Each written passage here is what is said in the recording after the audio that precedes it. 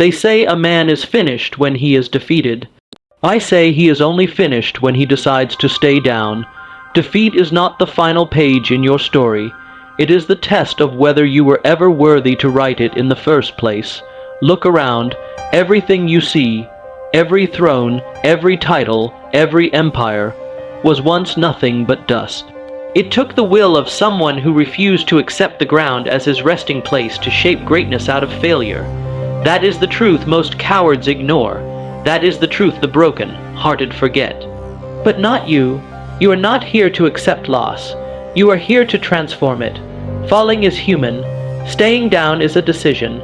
You cannot control when you are betrayed, when you are beaten, when the world turns cold. But you control your response, and that response defines the path of your future.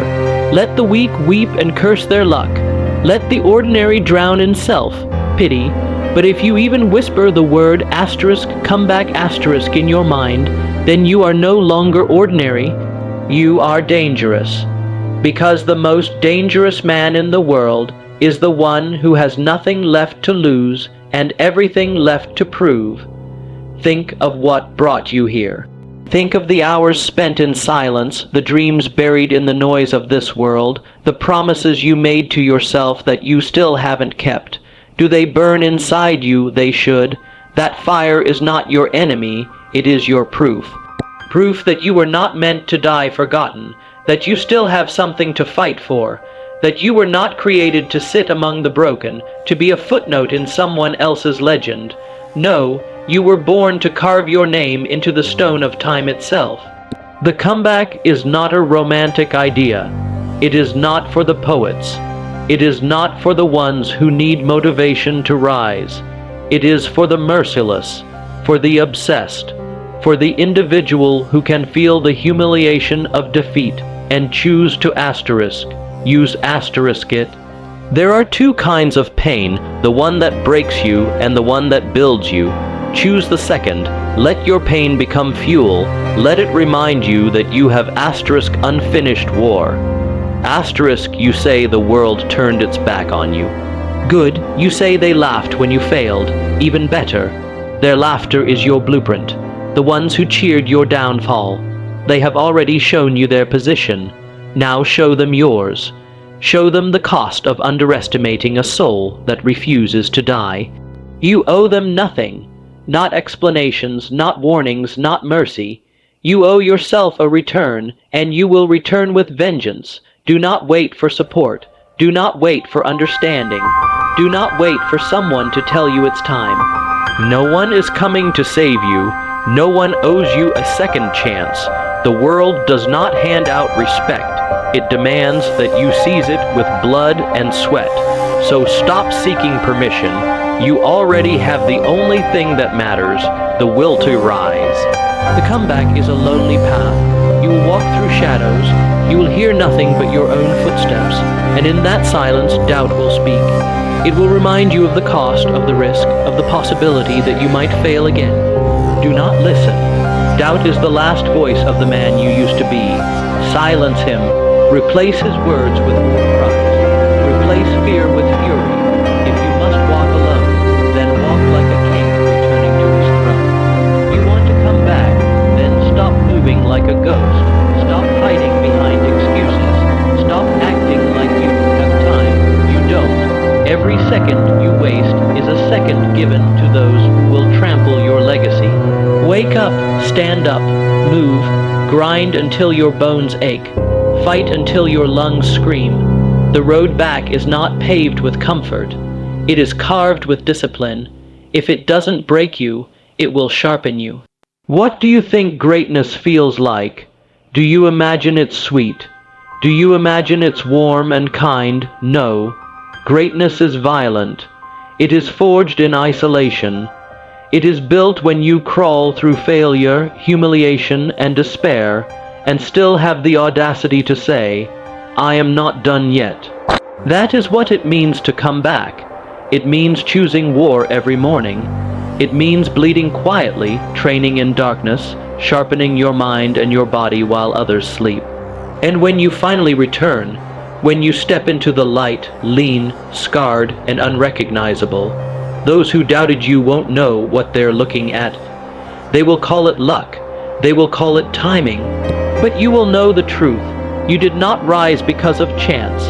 You rose because you refused to stay down. Because you chose to suffer longer than anyone else. Because you believed when it was irrational to believe. You must learn to love the process of your comeback. Learn to love the early mornings, the missed celebrations, the discomfort, the hunger. Every small sacrifice is a brick in the castle of your future. The ones who come back strong are not just physically tough. They are mentally relentless. They don't look at failure as final. They look at it as feedback, information, direction.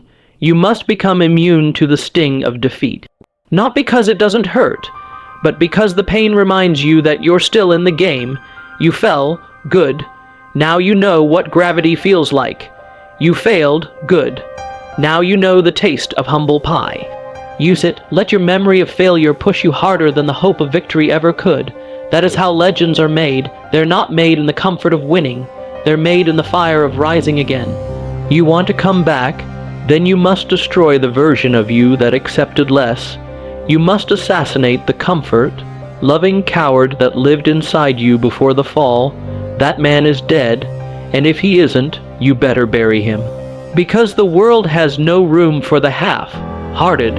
Only the ferocious return. Only the ruthless survive the journey.